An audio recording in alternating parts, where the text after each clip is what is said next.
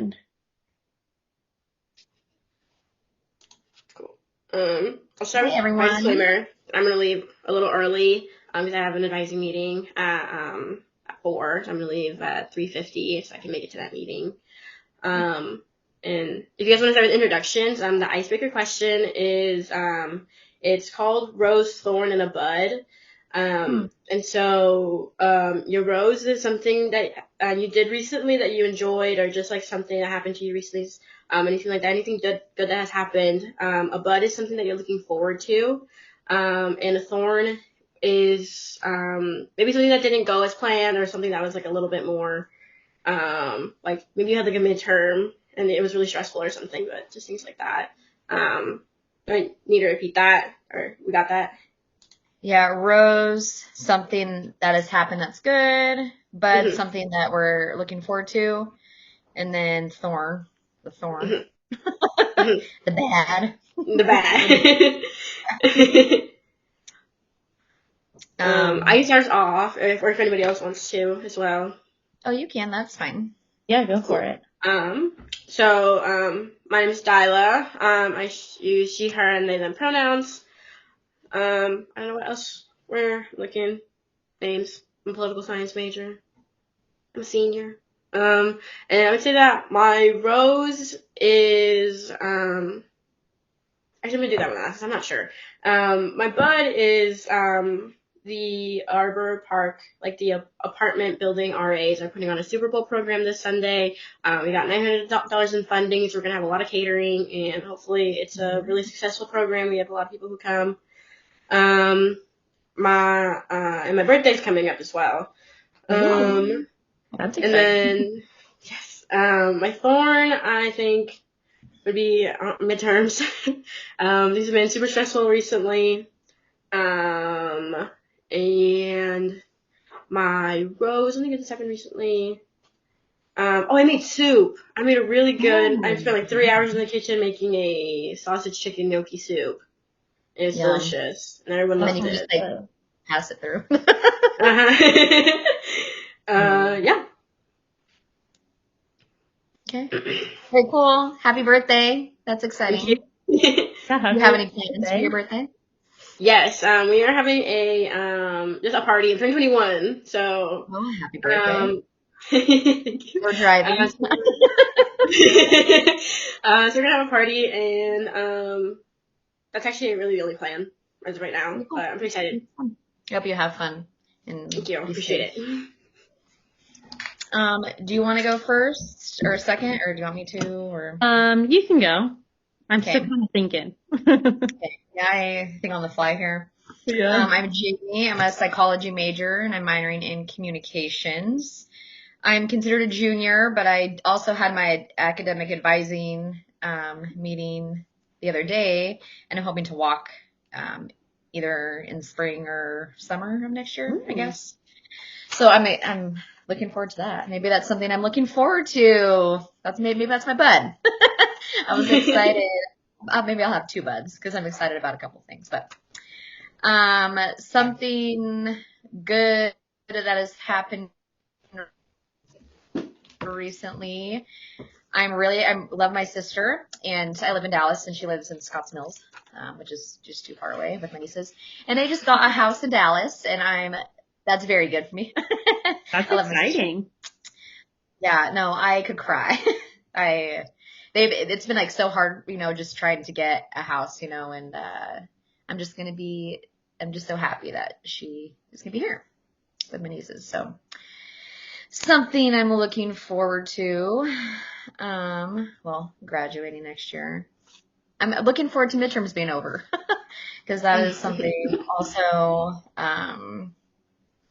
that been really stressed out about. But it's really nice when my professors allots 4 hours, but it's for that the psychology research class, and I'm thankful for that. Something bad.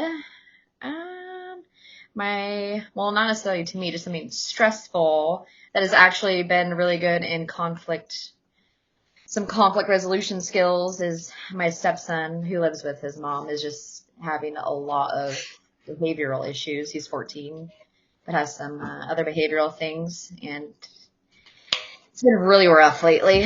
And but I actually was able to like go talk to him, and I was actually the one who like got through to him, which was something that felt nice. So I was able to do that. So maybe someone coming in from like a third party perspective, not a parent, but a step parent. So something bad, but also I was able to implement my skills with that too. So that's awful. That's nice. That's nice that you were. That's great. Yeah.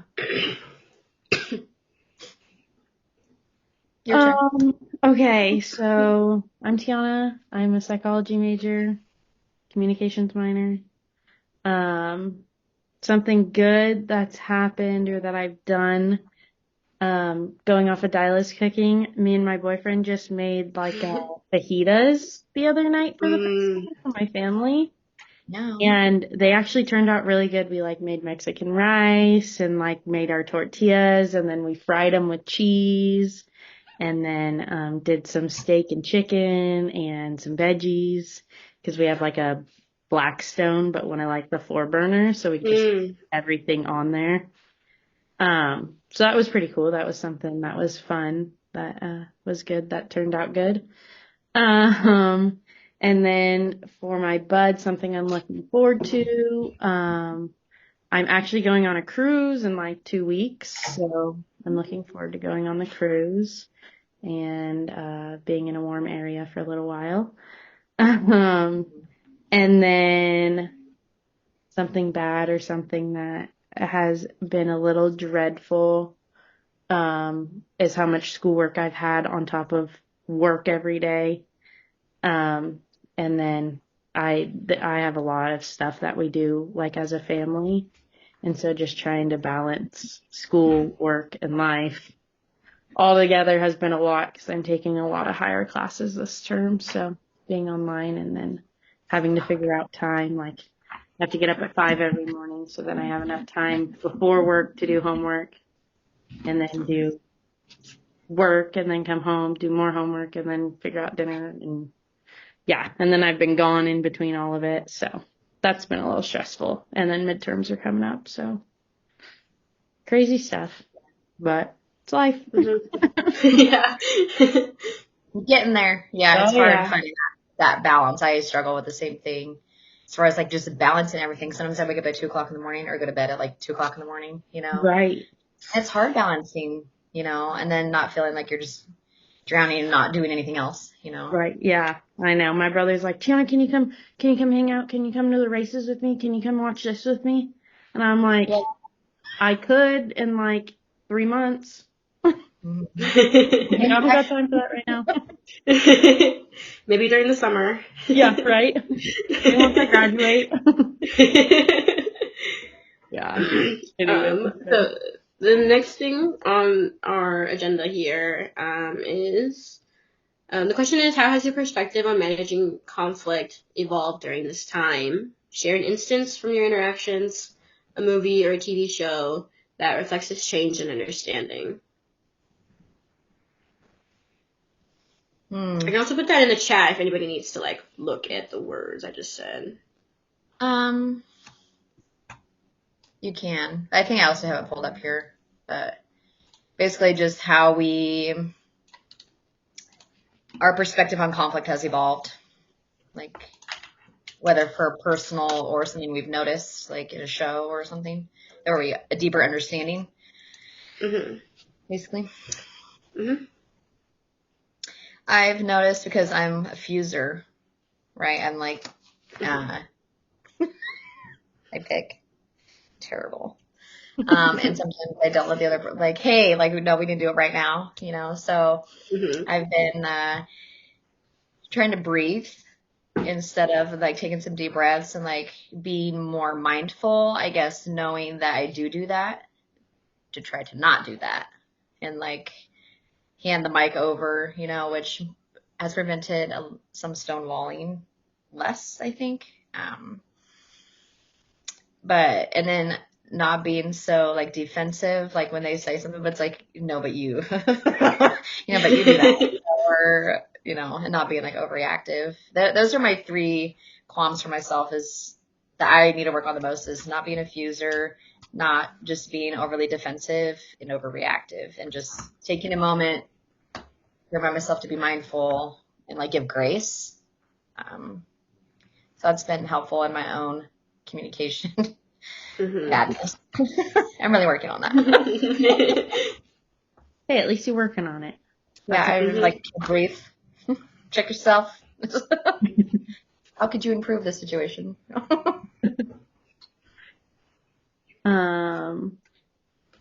I guess I can go. I feel like I have been opening up more and trying to like talk about the problems and the conflicts that happen. And then I feel like I've been better at like walking away and coming back to them. Because before I would just be like, you know what, forget it, it's over, we're done. Forget about it. What's the point of that?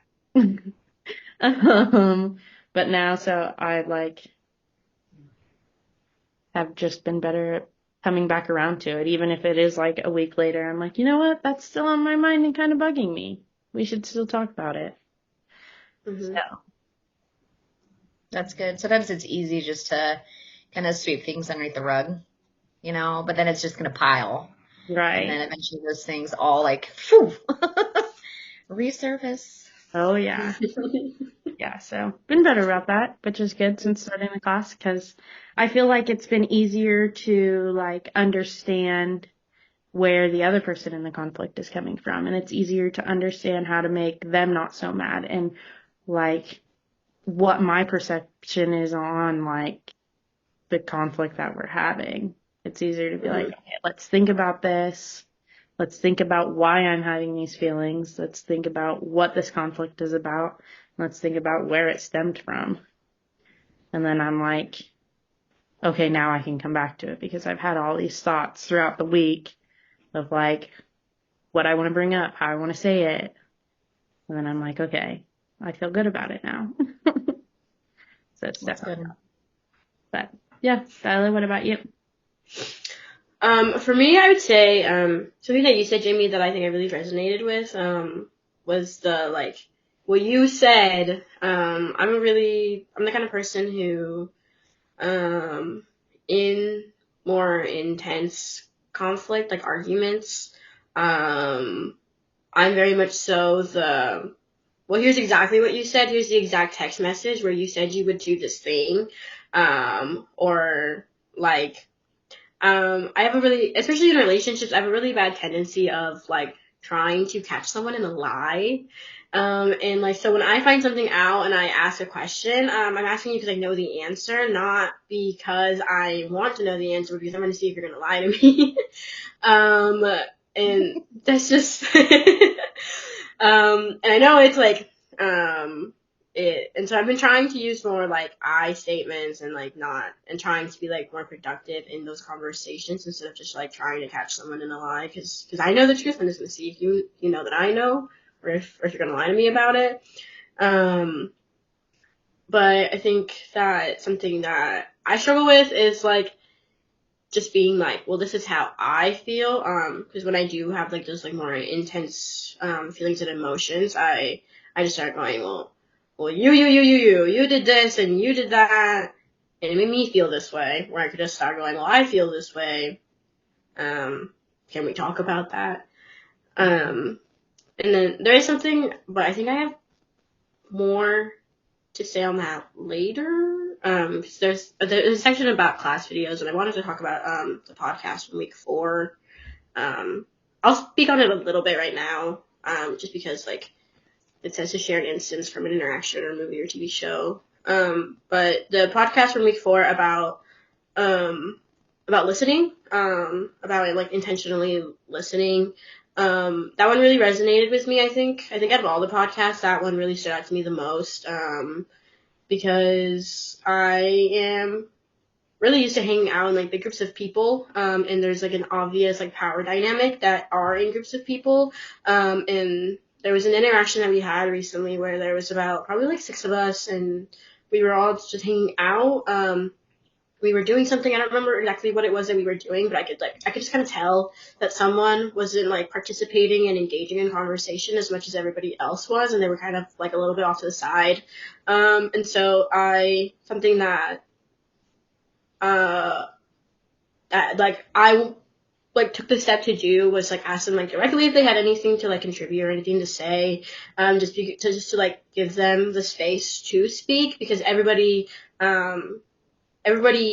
else in the room was very big personalities who take up a lot of space, and I feel like this person doesn't usually hang out with us, and so I felt like maybe they were feeling like they like couldn't find like a good time to like step in and like speak, and so I just like was asking them, questions and stuff so that they would have like the opportunity to speak and feel like more welcomed in that space. And then they talked more, which is nice, which is great. That's amazing, and it probably opens up the floor for them to feel more comfortable speaking up in the future, because they kind of, that icebreaker thing, right? Like, hey, I've already talked in this group, probably, it's really nice that you open up the floor for them for that moment, but then also for future situations. They're just going to be more confident, probably. Yeah, hopefully. It's great that you recognize that, instead of just like being absorbed like in kind of the chaos of a bigger group, being like, oh, that person isn't, giving as much, and I'm, you're sure they have an opinion. So, good job. Thank you. And then the next part is share 1 or 2 vocabulary words that you chose for the worksheet assignment, and it says, where did they come from and why did you choose them? I picked. Is that for this week? You just keep going in the same circle, or do you want to speak first? We can just keep going in the same circle. It doesn't say what particular week, it just says the worksheet assignment. I am looking at this is particularly under the team meeting 2, which is under week 5. So we could go off of week 5, or it's not really specific, so I think whatever has resonated with you the most would be okay. Okay, that is an assumption I'm making. I'm going to be honest with you, because all my class, I'm going to start working on this class tonight for week 5, because that's just how this week turned out. So, I think this is a word from week 4, and I think it was from the podcast or a video, and I had written it down, but I didn't write where it came from originally. But then when I looked at the team meeting video, it said to say where it came from. So I think it's from a video or a podcast. But intellectual humility, which is like crucial to the process of listening, right? So someone else's opinion might be different than our own. So it might, we can still respect someone's viewpoint or opinion if it's different than ours, and not think it's just wrong, so it kind of helps with like active listening, and like they'll still feel heard, and likely they might respect your opinion too if you're respecting their opinion, so you can kind of probably give and take in that. But yeah, I just thought that was a good on listening, to be like actively listening, knowing everyone's going to have it. Some people are going to have a different opinion or the same opinion. Doesn't matter. You don't have to agree with it, but you can respect it, and, I just thought that was just a good point for listening. And I like to have a civil conversation, even if you don't like what they're saying. You can speak on it, but just not get mad at each other. Yeah. You don't have to agree with it, It doesn't have to be your favorite opinion, but you can still respect that's their opinion, and I just think that would help with open communication and people feeling comfortable to speak, so that's my one. Is it supposed to do 1 or 2? It says 1 or 2, so 1 is okay. Okay. 1 is fine. I have 2 that I have, but we'll just do 1 and see how we feel. Okay. Okay, so are you okay if I talk about this week? Oh yeah, go for it. Maybe it'll be my little Yeah. So one of my tab words this week is havoc. because we're talking about like anger and it, like situations kind of getting out of hand. And so like havoc is just kind of like everything's jumbled, everything's happening, like you don't really know what to do, you don't really know like what's going on, everything's just out of control. And I feel like that relates to people getting angry because I know like when I'm angry, like it feels like nothing's going right. I feel like the situation has so much havoc in it that it's just not going right, which is what's making me angry. And like I feel like I'm just getting so much backlash from all different kinds of sources. And so that doesn't help. So I liked that word for this week. And I feel like when you're in a havoc situation, like you need to be able to process things more than just right then and there.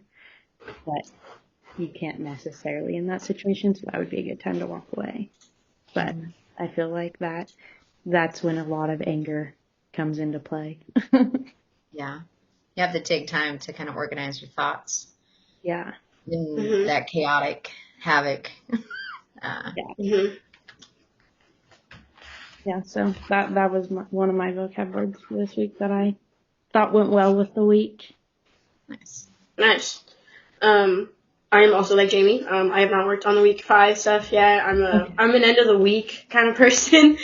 But from week 4, the vocab word that I pick is power. It also is from that podcast. It also really resonated with me, I think, as a political science major, because we often describe and define politics as a balance of power, of like who gets to do what, when, why, and how. And I thought that one was really interesting. Again, kind of also related to that interaction that I had. But I feel as though it's really important for people to realize the power that they have in a room, and how much space they take up. Because that could influence communication really strongly, and especially like the power dynamics that exist in families and friendships and workplaces can either be beneficial or they can be destructive, in my opinion, because I feel like, especially in workplaces, there's definitely instances that I have experienced where someone knows that they are in a position of power and they've abused it. And something that I feel like I'm experiencing right now as an RA is that RAs who have been employed like year after year after year, there's definitely a decrease of participation in like the job and interests, which is really fair. It's a really draining job. You live where you work, and that's really hard to do, and residents think you're their mother. But but that doesn't take away from the fact that like we hold power within our residential buildings and within this institution because people look up to us as student leaders, and so we are like role models, and so that just really resonated with me because I feel like it's applicable to a lot of different instances and like settings of like where you are, and that podcast, which was really good. And I will keep talking about it probably. But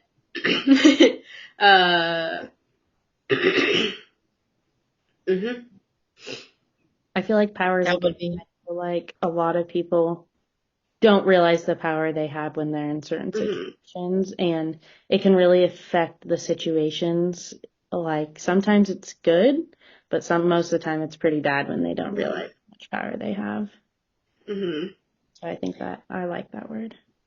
Yeah, that's great. And like how you put it, like power, like in like the RA, there might be situations where people are like, oh, I am, like mom, or whatever. Yeah. I feel like they're above, instead of like meeting someone where they're at. Is there ever instances like that where? I think it's really interesting because there's definitely people who take their job more seriously. I'm very like I would say more laid back in the position. I'm very much so like kind of person who's like, you know, if I can't hear it, see it, smell it, it's not my problem. College students are going to be college students. I know people are breaking policy, but I'm not out there like sniffing it out. I'm not trying to get people in trouble because I know people are doing stuff. But you know, who isn't? But then there's people who will like go out of their way to find people who are breaking policy. And I'm just like, you are just creating enemies. You're creating work for yourself, and you're not making yourself like a trustworthy, like authority figure. Because sometimes you do, like, not everything is about policy. Sometimes our job is about, like, people who break the rules. But sometimes it's also about being, like, the first responder in like, a mental health crisis. Sometimes it's about, like, you know, more heavier stuff. And if you're that person who's consistently seeking out getting people in trouble, then when someone is going through that, especially if they're a frequent flyer in policy violations, they're not going to trust you if you happen to be the person who's responding to that incident. And so that's why I also think it's important that RAs are aware of how much power they have, because as residents, when I was a resident my freshman year, I was scared of the RAs. I was like, oh, these are like top dogs. Like they're going to they could get me in trouble if they wanted to. But, you know, in the end, it was a friendly RA, so I trusted the most, and it made me want to be an RA. But I knew going into it that there was people who took it differently. It's like you're not maybe the a little too police. seriously. Yeah, no, not by any means. It's an authority figure, and it makes sense, like in like how you bring up like the mental health thing, because that's a huge issue, and someone who like an RA that is normally just trying to get them in trouble, they're not going to trust them. They're not going to want to talk to them. They're not going to confide in them at all. So it's really not productive. I feel like, there has to be a good balance of power. Yeah, and I feel like the word power has like negative and positive connotations to it as well. But I feel like it's usually overshadowed by negative connotations. I don't necessarily think power is a bad thing, but I think it's attributed to so many like bad people, because people who have too much power, or people who abuse it, they kind of ruin it for everyone else. It's good. You sound like you're a good person for that job. That'd be hard. Thank you. I appreciate it.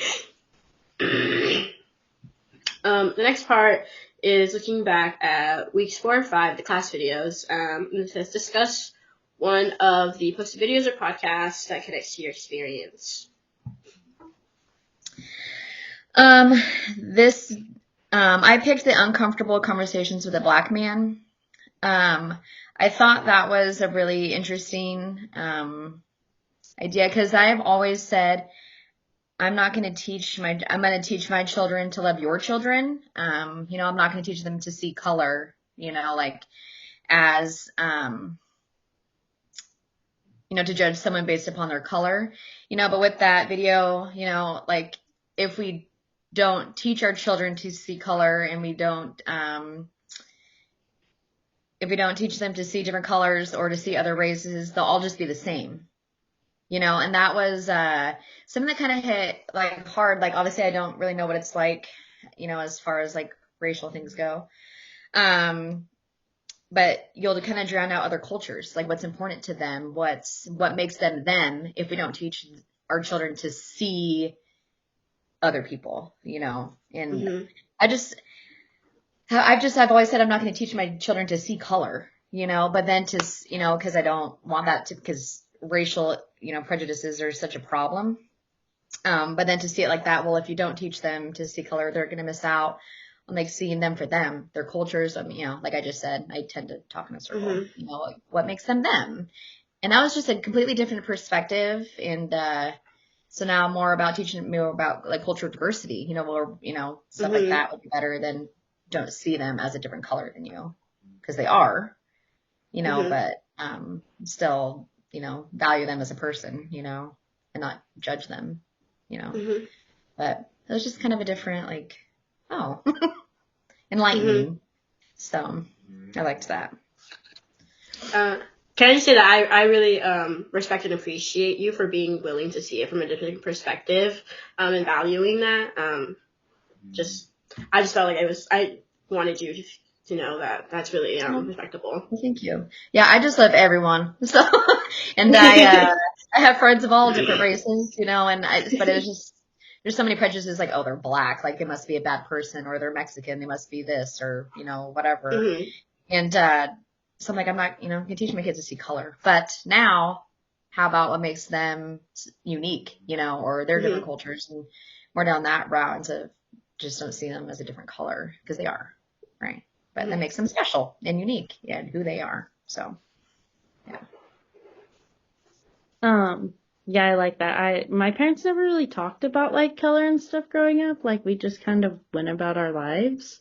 But then I came across my best friend, and she grew up half her life in Colombia. And so then when they moved back to the States, they brought some of the kids that they like fostered in Colombia back with them and like adopted them. And so they've always been like, you know, a multicultural family with a bunch of different races, and like just everybody's welcome at their house. And when I started going over there, I was like, wow, that's so cool. I was like, I love being at their house because I get to learn so much being over there. But she did get a lot of backlash for it in like high school and stuff, which kind of sucked. But they've always had really good attitudes about like not seeing color and like looking at the different cultures and looking at people's perspectives and understanding where people come from. And like, I feel like that's made me a better person being around all of that. So I like that you're Awesome. teaching your children that too. Yeah. So I appreciate you saying that. Yeah, I thought that was great. Now, there's a lot of racial issues, and I can't stand it. I'm like, there's probably more white people that I don't trust than there are. I don't know, you know, or whatever, you know. But yeah, give everyone their equal opportunity to, you know, equal opportunity.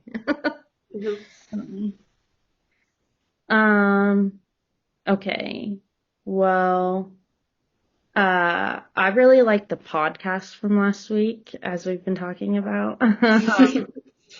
I just really like how it talked about like how people shut down if you're not listening to them, or they feel like they're not heard if they're not being listened to, or you're not seeing them, like you're just kind of there as they're venting and then like you forget about it kind of thing. 'Cause I feel like that sometimes with like my partner. I feel like he doesn't listen, and then he's like, okay, cool, and then moves on with his day. And I'm like, well, that doesn't help me get through this, because now I feel like I'm still having these feelings because you didn't hear a single word that I just said. And so I feel like it's made me realize that maybe I'm not listening as much to him, and maybe I'm not understanding where he's coming from with all this stuff either. So I just like the whole thought of like making sure that you're listening, and then making sure that you're like saying back to the person what they said to you, so they know that you're listening, and so that they know that you're understanding what's going on and what's happening and how they're feeling and what to talk about. So yeah, I like the podcast, and that's how I related to it. Yes. Oh, go ahead. Can I ask you a question, Tiana? I think it might have been a reading from week 3, but you're kind of talking about how you speak to your partner, and sometimes like you kind of feel like he isn't listening. But I had like a friendship that was similar. And when there's a reading, I think either week 2 or week 3, about bids, like bids of connection. And I was just wondering if you remember that reading, but to me personally, it really stood out to me, because like I know that I feel like frustrated when I'm speaking to someone, and I don't really feel like they're listening to me. And when I read about that, I thought that was really interesting, because it was about how like sometimes we talk about mundane things to the people in our lives, but it's not necessarily like if I'm telling you about something that happened today at work, it's not necessarily because it was super important, but it's because I'm making an attempt to connect with you, and I'm like wanting you to like reciprocate that energy. But when I feel like you're not listening, then it's not really about what happened at work. It's about the fact that I tried to connect with you and you didn't reciprocate that, and that hurts my feelings. And I actually read about that learned about that for the first time, I think in October, and I actually brought it up with that friend, and I was like, hey, I learned about this recently, and I explained it to them, and I could tell that there was a difference in our interactions after the fact, because then I think they understood more that whatever happened, it maybe isn't that important, but I'm trying to connect with you, and that's why I'm telling you about what is going on, but I don't know. I don't know if that resonates with you, but kind of like being in a similar position, it really resonated with me when it was like happening to me as well. Well, I actually had that conversation with him like a year ago.